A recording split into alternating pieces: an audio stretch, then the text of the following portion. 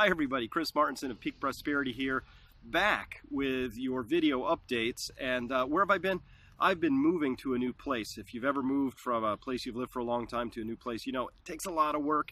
I've really been, it's taken a lot of my time and effort, but good news, I ended up moving to a place where this is my new backyard right here. You can see behind me, that's the Green River running through Greenfield, Massachusetts. So I'm only 5 minutes away, walking distance from coffee and Thai food and all the amenities of a small city. So it's really just a wonderful spot to live.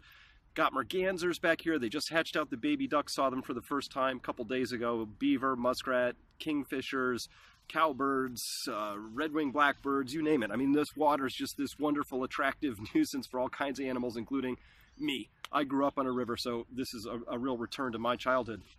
Now, if anything, these past few weeks have been, if I'm going to characterize them as anything, would be a trip down the memory hole, because all sorts of things that were really in the news just a few weeks ago are no longer in the news. That they've just evaporated, they've disappeared, they've gone down the memory hole. Remember the Skripals, the ex double agent that was in Russian double agent that was in the UK, got poisoned with his daughter with a military grade nerve agent, according to Theresa May's government.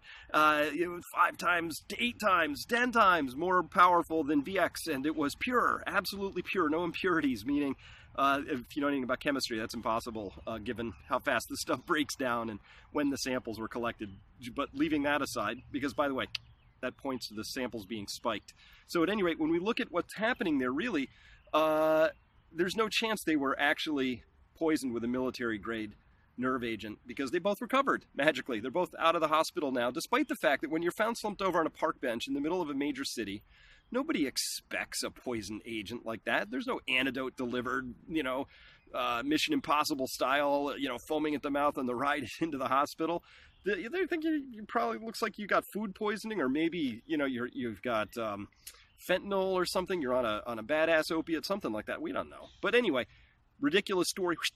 Down the memory hole. Remember Russia, Syria, down the memory hole. And of course we have Israel doing just things that just make whatever might have happened in Syria, with or without, with around these alleged poison gas attacks, just make them pale in comparison. On film, shooting medical personnel who are standing really far away from the action, right? Snipers specifically targeting people. It's just awful, right? So something really big is happening, and it's really starting to play out all across the geopolitical spectrum. And it's one of the things that, just to show you how nuts this is, here's how nuts this whole thing is. So as you know, I love tracking the energy data.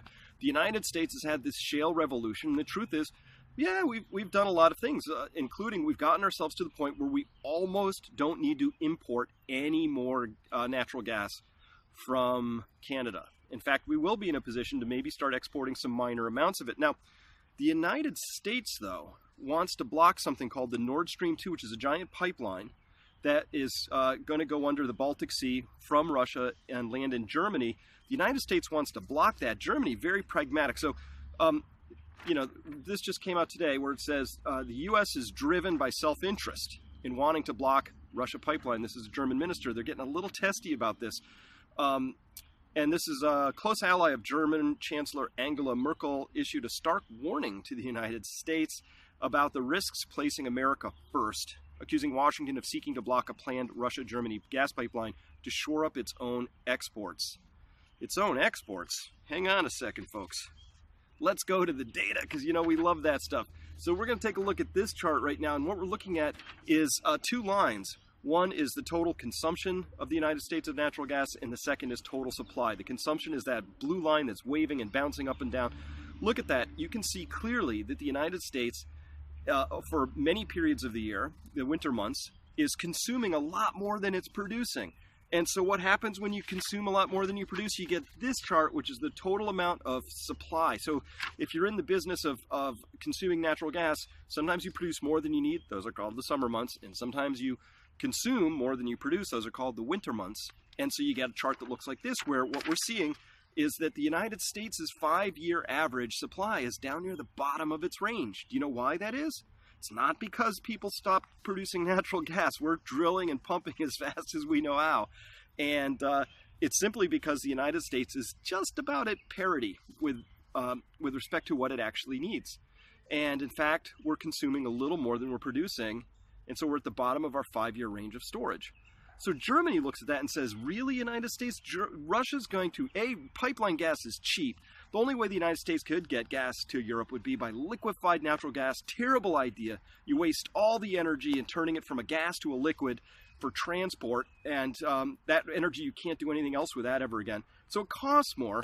So the United States is saying, we have an uncertain supply and it costs more, and we want you to ditch a reliable supply that's cheaper, that'll come through a pipeline.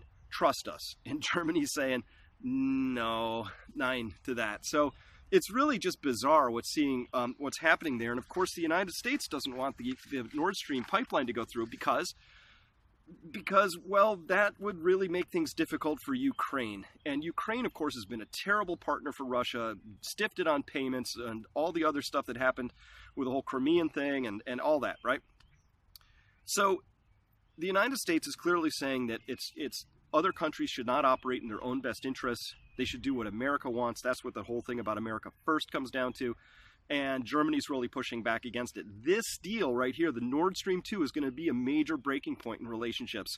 And it's going to do that because Germany is acting very rationally in its own best self-interest in saying, we're going to take care of our energy supply. And the United States is playing real hardball. And you know why?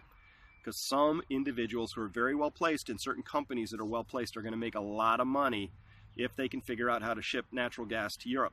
And so that's what this is all about. When you read stuff or hear stuff, you have to always understand there are a lot of interests involved, and you have to sort of make sense of the story on your own. So, but those interests are really mercantilist. It's really business. It's money. It's really money.